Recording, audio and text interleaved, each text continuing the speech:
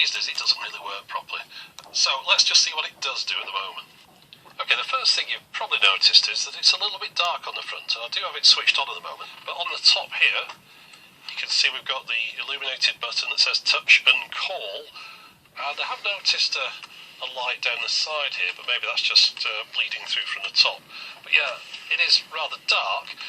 Let me press the button, and we'll hear what it sounds like. Now, you can't hear anything there at all, neither can I. Well, I can hear something moving inside. It's definitely not speaking the time, though. But what I'm going to do, I'm going to put my microphone up to it, and then you'll be able to hear what that sounds like. But let's put the lights back up. Right, so I'll put my lavalier on the top here, and just have a listen to this.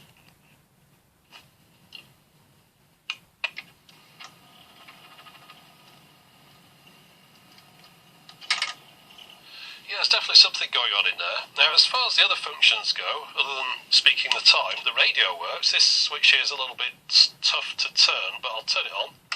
Oh, congratulations, Jacob. Yes, of course you can have cake. Oh, no, there it is. It's one big pile on the...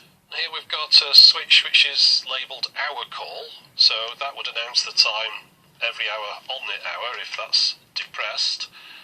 And along the bottom here, volume, tone, FM or AM, and tuning for the radio. Around the back, on the side here, notice that it says English. Well, the H is peeled off, but that's to show this is an English version, so they'll have sold this in different countries with different languages built into it. Right on the back here, that's to set the time. We've got the sockets for the external remote control or the earphone/speaker. That's to adjust the volume of the announcements. That's to attach up to an internal FM antenna, and that's if you wanted to attach an external one. So that's the single speaker, and then again those sockets from the back are repeated on the side here, just for convenience sake. Now I've noticed I can get this thing to speak. Initially nothing was working at all, then I pressed this button loads of times, started to hear that mechanism going inside, so it must have been really gunged up, but still nothing was coming out of the speaker. And then I noticed if I press the button whilst the radio is on, the audio comes through on the speaker, very quiet, but you should be able to just about hear it. So, let's try that now.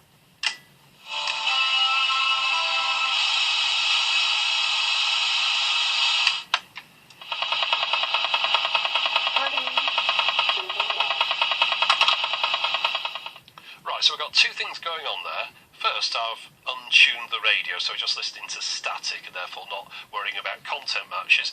But then the speech comes in, it's very muffled, but also there's a regular click on it. Now, the click is nothing to do with the mechanism inside here, it's just picking up electrical interference from other devices in this room. But let's just have another listen to it. So what's this time going to be now? It's going to be 4:41 perhaps. So let's just see if it sounds like 4:41.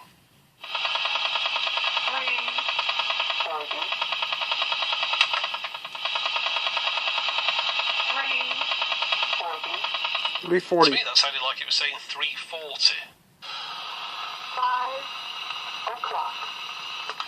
That was pretty clear. 5 o'clock. 6 o'clock on your... Of course, it's 6 o'clock, but still, we're not going to split hairs. Now, I'll just mention a couple of things. There should be a Panasonic badge there that's fallen off. I've seen quite a few of them for sale with the badge that fell off, so that seems to be a common thing. But the main issue is that, as I suspected at the beginning, this is not going to tell the right time in the UK. It's basing its time on the electricity frequency. So it's designed for use in the US. Using it in the UK on 50 Hz means that it runs slow. Yeah, so you can see the sweep second hand here. A minute on this takes quite a bit longer than a minute to happen, which means that it's always falling behind. Now, there's a slim possibility that inside here there's a switch to change the gears to choose between 50 or 60 Hz. You might remember a tape recorder I featured a while ago with a flip clock in it that had a lever in it to switch between 50 and 60 Hz. But we'll see when we get inside it. I'd need to open this thing up now, but the first job is to unplug it. Yeah, I'm not too sure how it comes apart. I think this rear section might come off. I don't know how much access that's going to give us. We've got 4 screws in here, and looking at those screws, it definitely seems like someone's been in here before. They're a little bit stripped. And then underneath on the base, there's another set of screws.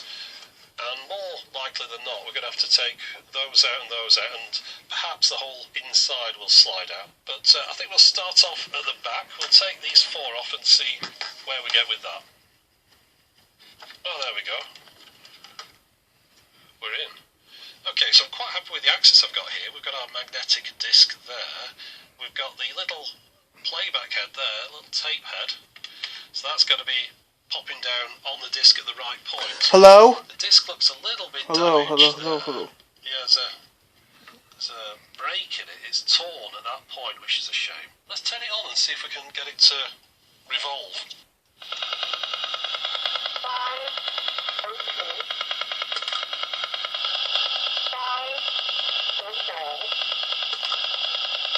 To cut down this clicking, I'm just going to put a metal shield underneath this and see if that helps. You know, you hear about all those people wearing tinfoil hats to block out alien transmissions. I'm wondering if they're onto anything. I'm going to put some tinfoil on top of that, well, underneath there, and see if that cuts out the clicking. Let's have a listen. 505.